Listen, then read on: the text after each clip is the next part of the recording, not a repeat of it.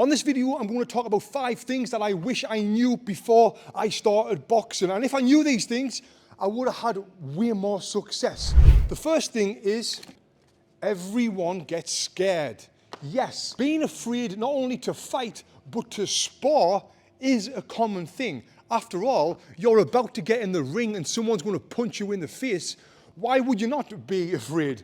But what tends to happen is the more you do it, the more experience you get. You learn how to deal with them nerves by getting fitter, by getting in better shape, and by doing these other things that I'm going to talk about on this video. Now, I've been around so many different world-class fighters in my time, and I know they all feel the same. So if you're afraid to spar or get in the ring, don't worry, my friend. So is the other guy. This is normal. Now, moving on to number 2 is the small things make a huge difference. Now, I'm going to give you an example. You go to the gym, you pick up a jump rope and start jumping rope. That's not a great warm-up. But if you do a warm-up before doing the jump rope, that can help you perform at least 2% better in your workout. If you have a great sleep the night before your training session, you're going to wake up fresher, better recovered, and then when you do your training session, let's just say that's 3% better there. Because if you're like me, you've probably been on your phone late out one night,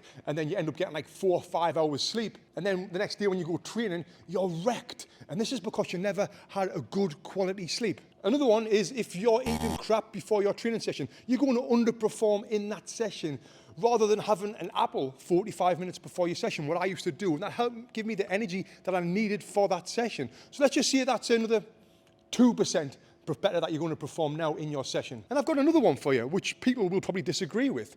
Let's just say that today you're wearing your new boxing boots, or you're wearing your new gear, and you feel really nice and smart and fresh in your training session. When you look good, you feel good. When you feel good, what happens? You perform better. So if you're wearing good gear, some nice sharp new gloves, yes, the chances are you could perform even better. It worked for me. So let's just put 1% on your attire. Then I'm going to go one step further and say this. What music are you listening to? Because we've all got that soundtrack that helps us perform better. If it's rocking music, for me, it was Jay-Z on Notorious B.I.G. will help me get more out of my training session because I'm listening to this motivational music that motivates me. So let's just say another 1% better, shall we? So now if we add all of these little small things up, look just how much better we're going to perform in our session. Now, if you're training 3 or 4 times a week and you're performing this much better each session just because we've been working on these small things, your boxing game is just going to elevate to the next level, my friend. Now, let's move on to number 3, which is learning how to fuel your body, because your body is your engine. And if you're putting crap in your body, I'm talking about junk food, eating McDonald's, eating potato chips, eating chocolate before your training sessions. Mate, do you think you're going to get the most out of your sessions? Do you think the top athletes in the world are eating junk food before the train? Definitely not, mate. And do you want to be a top athlete in the world? Well, maybe you do, maybe you don't. But what you do want to do is perform better and get the most out of each training session. So if you're fueling your body correctly, and then, my friend, you will perform better. My go-to breakfast is avocado, scrambled eggs, and high-quality bacon. Now, you might be thinking, Tony, bacon, that's so bad for you. Mate, there's some research out there that says bacon is great for your energy levels if it's the high-quality stuff. Anyway, fuel your body the best way you can, and you will get the most out of each session. And these little small things that we were talking about, these small things will turn into huge, huge differences with your boxing. And I wish I knew about this stuff before I trained and before I performed. And maybe my Olympic bronze medal might have been a silver or even a gold. Now, let's move on to number 4, which is learning how to adapt in the ring fast. Now, what I mean by this is, now I did learn this, but it took me a long time. If I knew this straight away, things would have been a lot different in my career. And what I mean is, let's just say you're in the ring and you're sparring. You throw a jab, and the guy counters with the overhand right.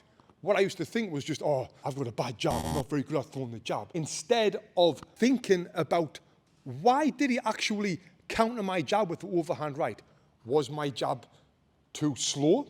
Was it too predictable? Was it just too low? Did I bring it back to my chest rather than my face? I never used to think like this, and I never used to adapt. But instead, what I used to do when I got more experience was I would throw a jab. If I got caught with the overhand right, then I would think straight away, I was way too predictable with that jab. What I would do, I would put a feint in front of it, then throw it. Then if I got caught again, I would think, well, my feint maybe wasn't as realistic, or my jab was too slow. Then I would try it again, but try it even faster. And that goes the same with all of my boxing moves and techniques and punches. If they weren't working, I used to be able to adapt fastly and figure out why they weren't working and make these punches work. Unless the guy was better than us, and then I was screwed.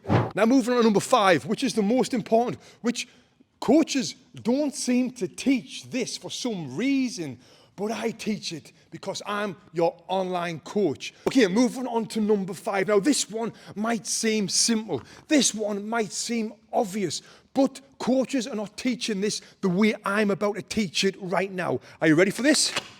Focus on breathing, and I'm not just talking about in between rounds or during a training session. I'm talking about before your training session, whether you are sparring or not. If you are sparring, if you learn how to control your breathing, get your heart rate down, it will help you calm your nerves, lower your blood pressure, and help you have more energy throughout the rounds of sparring. And if you're not sparring and you're working on the heavy bag, when you're not hitting the bag, you need to learn how to be totally relaxed to help you save energy when you're on the bag, or you will get tired really fast. There is some other things that you can do while you're hitting the heavy bag to save energy so you can last longer in your training sessions, which you definitely want to do. And I've created a full video right here showing you everything you need to know to be able to last longer in your training sessions. So click here and watch this video next.